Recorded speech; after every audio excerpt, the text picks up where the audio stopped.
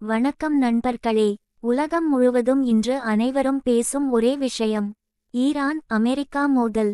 கடந்த சில நாட்களாக மத்திய கிழக்கில் தொடர்ந்து பதற்றம் அதிகரித்து வருகிறது.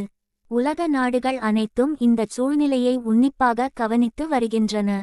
இந்த நிலையில் அமெரிக்காவுக்கு ஆதரவாக செயல்படும் நாடுகளுக்கு எதிராக ஈரான் கடுமையான எச்சரிக்கை விடுத்துள்ளதாக தகவல்கள் வெளியாகியுள்ளன.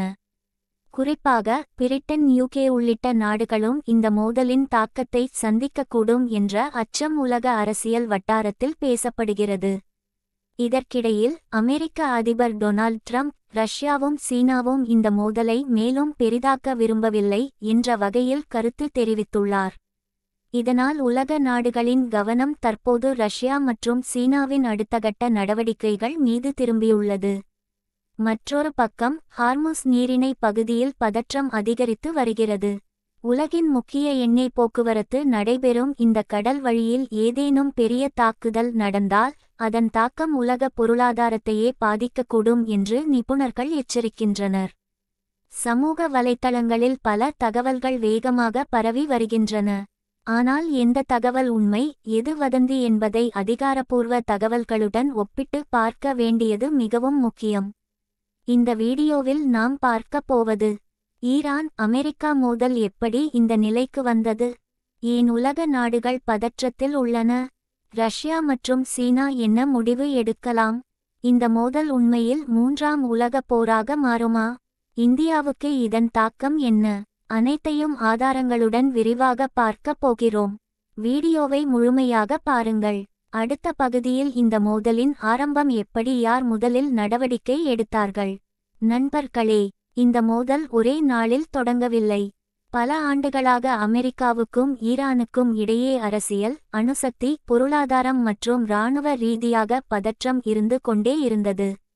ஈரானின் அணுசக்தி திட்டம் குறித்து அமெரிக்கா தொடர்ந்து எதிர்ப்பு தெரிவித்து வந்தது. அதே நேரத்தில் ஈரான் தனது பாதுகாப்பிற்காக இந்த திட்டம் அவசியம் என்று கூறியது. இந்த பதற்றம் கடந்த சில நாட்களில் இன்னும் அதிகரித்தது. அமெரிக்கா தனது கூட்டணி நாடுகளுடன் மத்திய கிழக்கு பகுதியில் இராணுவ இருப்பை அதிகரித்தது. இதற்கு பதிலடியாக ஈரானும் தனது ஏவுகணை படைகள், ட்ரோன்கள் மற்றும் கடற்படையை தயார் நிலையில் வைத்தது. இதன் காரணமாக உலகம் முழுவதும் பதற்றம் உருவானது.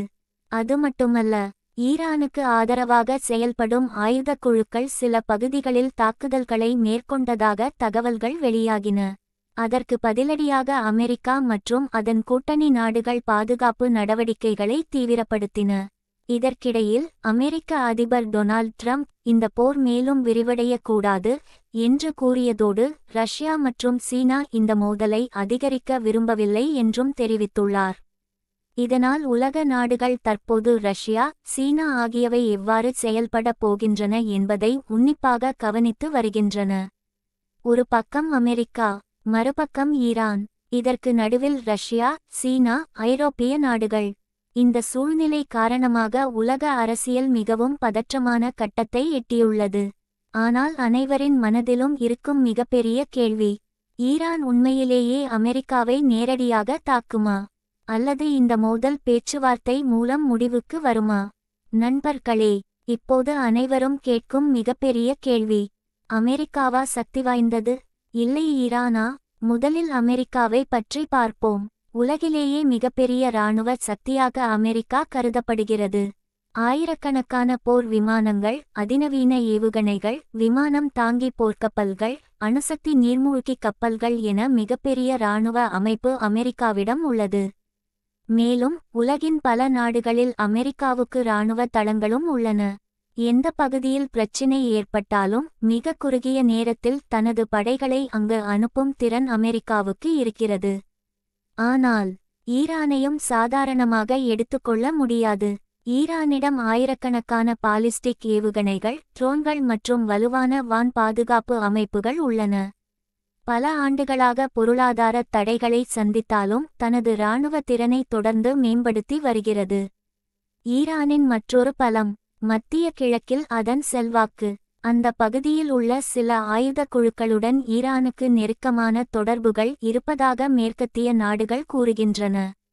இதனால் மோதல் ஒரு நாட்டில் மட்டும் இல்லாமல் பல பகுதிகளுக்கும் பரவும் அபாயம் உள்ளது. இதுதான் உலக நாடுகளை அதிகம் கவலைப்பட வைக்கிறது. ஒருபுறம் அமெரிக்காவின் நவீன தொழில்நுட்பம், மறுபுறம் ஈரானின் ஏவுகணை திறனும் பிராந்திய செல்வாக்கும்.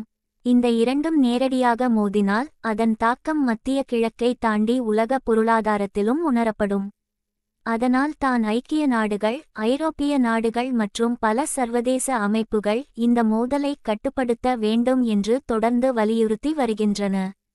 ஆனால் இந்த மோதலில் ரஷ்யாவும் சீனாவும் என்ன செய்யப் போகின்றன? அவர்கள் நேரடியாக களமிறங்குவார்களா? நண்பர்களே, இப்போது உலகம் முழுவதும் உற்றுநோக்கும் இரண்டு நாடுகள், ரஷ்யா மற்றும் சீனா. இந்த இரண்டு நாடுகளும் என்ன முடிவு எடுக்கின்றன என்பதுதான் இந்த மோதலின் அடுத்த கட்டத்தை தீர்மானிக்கக்கூடும். ரஷ்யா பல ஆண்டுகளாக ஈரானுடன் நல்ல உறவை வைத்திருக்கிறது. பாதுகாப்பு, வர்த்தகம் மற்றும் பிராந்திய அரசியலில் இரு நாடுகளும் பல்வேறு விஷயங்களில் இணைந்து செயல்பட்டு வருகின்றன. அதேபோல் சீனாவும் ஈரானின் முக்கிய வர்த்தக கூட்டாளிகளில் ஒன்றாகும். குறிப்பாக எண்ணெய் இறக்குமதியில் ஈரான் சீனாவுக்கு முக்கியமான நாடாக இருந்து வருகிறது. ஆனால் இதுவரை ரஷ்யாவோ சீனாவோ இந்த மோதலில் நேரடியாக இராணுவ நடவடிக்கையில் ஈடுபடவில்லை. அவர்கள் தொடர்ந்து போர் அல்ல, பேச்சுவார்த்தை மூலமே தீர்வு காண வேண்டும் என்ற நிலைப்பாட்டையே வலியுறுத்தி வருகின்றனர். இதற்கிடையில் அமெரிக்க அதிபர் டொனால்ட் ட்ரம்ப் இந்த மோதல் மேலும் விரிவடையக்கூடாது என்று கூறியதோடு ரஷ்யா மற்றும் சீனாவும் பதற்றத்தை அதிகரிக்க விரும்பவில்லை என்று தெரிவித்துள்ளார். இதே நேரத்தில் உலகின் பல நாடுகள் தங்கள் குடிமக்களுக்கு மத்திய கிழக்கு பகுதிகளுக்கான பயண எச்சரிக்கைகளை வெளியிட்டு வருகின்றன. எண்ணெய் விலை உயருமா? சர்வதேச வர்த்தகம் பாதிக்கப்படுமா? பங்குச்சந்தைகள் சரியுமா? இந்த கேள்விகள் முதலீட்டாளர்கள் மற்றும் உலக நாடுகளின் கவலையாக மாறியுள்ளன. இப்போது அனைவரும் கேட்கும் மிகப்பெரிய கேள்வி, இந்த மோதல் உண்மையிலேயே மூன்றாம் உலகப் போராக மாறுமா? வரலாற்றை பார்த்தால் பெரிய போர்கள் பெரும்பாலும் கூட்டணி நாடுகள் நேரடியாக களமிறங்கிய பிறகே உலகப் போராக மாறியுள்ளன. தற்போதைய சூழ்நிலையில் பல நாடுகள் பதற்றத்தில் இருந்தாலும் பெரும்பாலான உலக தலைவர்கள் இன்னும் போரை தவிர்த்து பேச்சுவார்த்தை மூலமாக தீர்வு காண முயற்சி செய்து வருகின்றனர். முற்றுப்புள்ளி. இப்போது அனைவரின் மனதிலும் இருக்கும் மிகப்பெரிய கேள்வி, உண்மையிலேயே மூன்றாம் உலகப் போர் தொடங்குமா? இதற்கு யாராலும் உறுதியாக பதில் சொல்ல முடியாது. ஏனென்றால் உலக அரசியல் ஒவ்வொரு மணி நேரமும் மாறிக்கொண்டே இருக்கிறது. ஒரு சிறிய தாக்குதல், ஒரு தவறான முடிவு, அல்லது ஒரு பெரிய நாட்டின் நேரடி தலையீடு, இவற்றில் ஏதாவது ஒன்று நடந்தால் இந்த மோதல் இன்னும் பல நாடுகளுக்கு பரவக்கூடும். ஆனால் மறுபுறம் அமெரிக்கா, ஐரோப்பிய நாடுகள், ஐக்கிய நாடுகள் அமைப்பு மற்றும் பல உலக தலைவர்கள் தொடர்ந்து பேச்சுவார்த்தை மூலம் தீர்வு காண வேண்டும் என்றே வலியுறுத்தி வருகின்றனர். அதனால்தான் தற்போதைய சூழ்நிலையை வேர்ல்ட் வார் 3 ஆரம்பமாகிவிட்டது என்று கூறுவது சரியானதல்ல. ஆனால் உலகம் மிக ஆபத்தான பதற்றமான காலகட்டத்தில் இருப்பது மட்டும் உண்மை. இந்தியாவுக்கு என்ன பாதிப்பு? இந்த மோதல் நீண்ட காலம் தொடர்ந்தால் கச்சா எண்ணெய் விலை உயரலாம், பெட்ரோல் டீசல் விலை அதிகரிக்கலாம், சர்வதேச வர்த்தகம் பாதிக்கப்படலாம், பொருளாதாரத்தில் அழுத்தம் உருவாகலாம், வெளிநாடுகளில் இருக்கும் இந்தியர்களின் பாதுகாப்பு குறித்து கவலை அதிகரிக்கலாம். அதனால் இந்திய அரசும் உலக நிலவரத்தை தொடர்ந்து கண்காணித்து வருகிறது. இறுதியாக நண்பர்களே, சமூக வலைத்தளங்களில் வரும் ஒவ்வொரு தகவலையும் உடனே நம்பாதீர்கள். அதிகாரப்பூர்வ தகவல்கள் வெளியாகும் வரை பொறுமையாக இருங்கள். போரில் வெல்வது யார் என்பது முக்கியமல்ல, போர் வராமல் தடுப்பதுதான் மனித குலத்தின் மிகப்பெரிய வெற்றி. இந்த மோதல் விரைவில் அமைதியான தீர்வை எட்ட வேண்டும் என்பதே உலகம் முழுவதும் உள்ள மக்களின் எதிர்பார்ப்பு. இந்த வீடியோ உங்களுக்கு பயனுள்ளதாக இருந்தால் லைக் செய்யுங்கள். உங்கள் கருத்தை காமெண்ட் இல் பகிருங்கள்.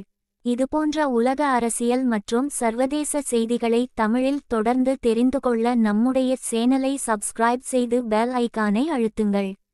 நன்றி நண்பர்களே, அடுத்த வீடியோவில் மீண்டும் சந்திப்போம். வணக்கம்.